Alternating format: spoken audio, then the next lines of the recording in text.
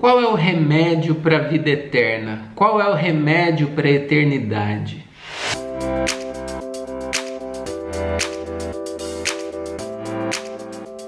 O ser humano não se conforma com a morte. A gente não se conforma com a nossa finitude. A ciência não para de buscar e tentar encontrar um remédio que faça com que a gente viva mais tempo. Um remédio que nos dê a eternidade. Mas é interessante notar também que, por mais que isso sempre tenha acontecido, a gente não se acostumou com o fato de que nós vivemos e morremos. A gente nunca se acostumou com isso. Chega a ser engraçado quando a gente encontra alguém que viveu um pouquinho mais do que a média das pessoas. A gente começa a encher essa pessoa de perguntas. A gente pergunta: o que você come? Quantas horas você dorme por noite? Você faz atividade física? Sim, com que frequência? Como é que é a sua vida? Tem algum segredo? Tem algum remédio que você possa me indicar para que eu possa viver mais tempo? Nós estamos sempre buscando viver mais. E essa busca não é de hoje. Esse reconhecimento da nossa finitude não é de hoje. No Salmo 90, que é atribuído a Moisés, já falava sobre a fragilidade do ser humano.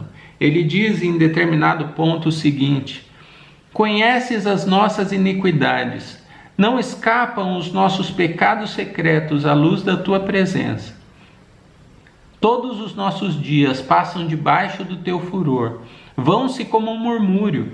Os anos de nossa vida chegam a 70 ou a 80 para os que têm mais vigor. Entretanto, são anos difíceis e cheios de sofrimento, pois a vida passa depressa e nós voamos.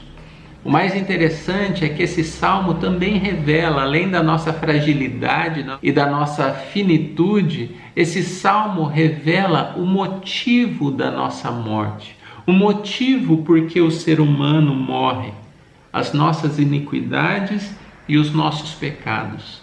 A morte é o resultado direto dos nossos pecados. A morte é uma consequência direta do que nós fazemos contra Deus, o pecado.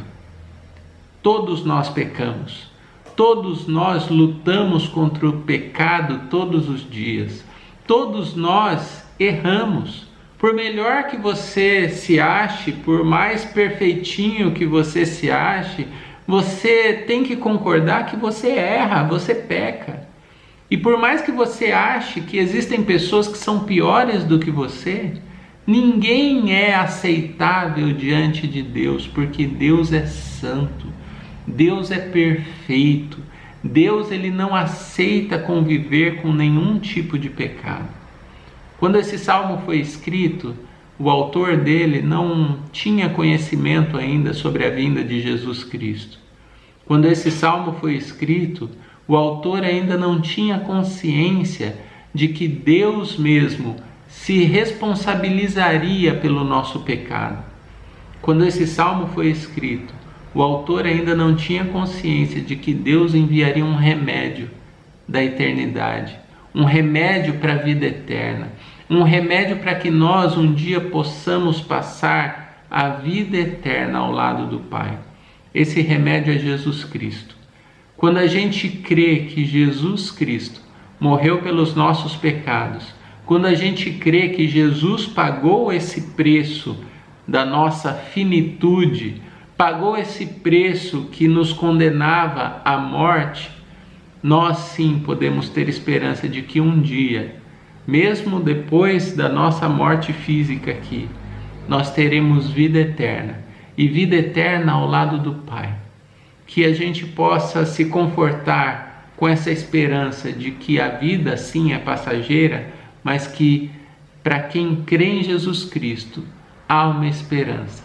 Há uma esperança de uma vida futura. Há uma esperança de uma vida sem choro, sem dor e sem tristeza. Amém?